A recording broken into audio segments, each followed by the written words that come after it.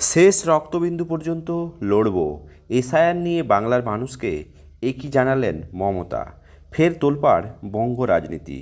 28 October থেকে রাজ্যের SIR প্রক্রিয়া শুরু হয়েছে।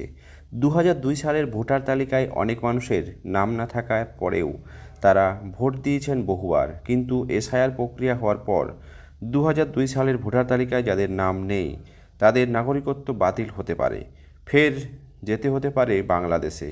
এই আতঙ্কে আত্মঘাতী হচ্ছে মানুষ। এই রকমে বীরভূমের ইলামবাজারের 95 বছরের এক বৃদ্ধের মৃত্যুর নেপথ্যে শুধুমাত্র এই আশঙ্কাতেই কাজ করছে বলে দাবি পরিবারের। একই রকম আত্মঘাতী মৃত্যু নিয়ে এবার ফুঁসে উঠলেন মুখ্যমন্ত্রী মমতা বন্দ্যোপাধ্যায়।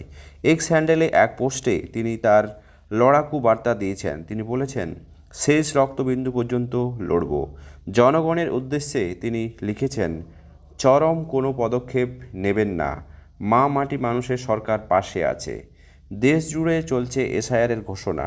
এর মধ্যে রাজ্যের বিভিন্ন এলাকায় এসআইআরের আতঙ্কে একাধিক মৃত্যু ঘটেছে।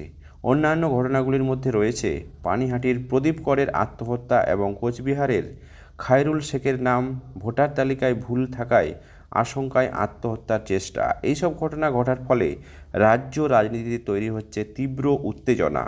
এক্স হ্যান্ডেলের পোস্টে মুখ্যমন্ত্রী প্রশ্ন করেছেন, এই ধরনের অনিবার্য যেসব ঘটনাগুলি ঘটে চলেছে তাদের দায়িত্ব কে নেবে?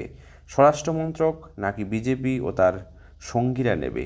মানুষের মধ্যে যে এত আতঙ্ক ছড়িয়ে পড়েছে, যদি সাহস থাকে তাহলে সেই বিষয় নিয়ে বিজেপি নেতারা সকলের সামনে এসে কথা বলুন।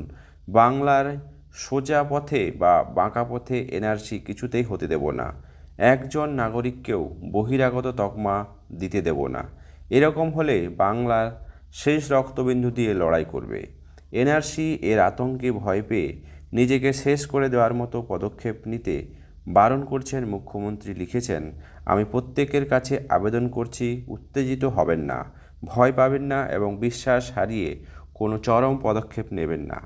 আমাদের মা মাটি মানুষ আপনাদের সঙ্গে আছে। আমরা বাংলায় এসআইআর কিছুতেই করতে দেব না। আমরা কোনো একজন নাগরিককেও বহিরাগত হিসাবে চিহ্নিত করতে দেব না। দর্শক, এসআইআর প্রসঙ্গে বাংলার রাজ্য রাজনীতি উত্তাল এবং চরম। সত্যিই কি 2002 সালের আগে যাদের নাম ছিল তাদের নাম চলে যাবে? 2002 সালে এসআইআরে যাদের নাম নেই তাদের নাম কি কাটা যাবে?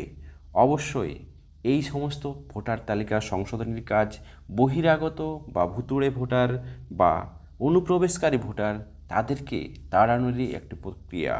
আপনি কি একজন পশ্চিমবঙ্গবাসী হিসাবে এই সমস্ত অনুপ্রবেশকারীদেরকে এখানে মেনে নিতে পারবেন না? তাদেরকে তাড়িয়ে দেওয়াটাই সঠিক উক্তি। অবশ্যই আপনার মতামত কমেন্ট বক্সে কমেন্ট করে জানাবেন। চ্যানেল নতুন হলে সাবস্ক্রাইব করে পাশে থাকবেন।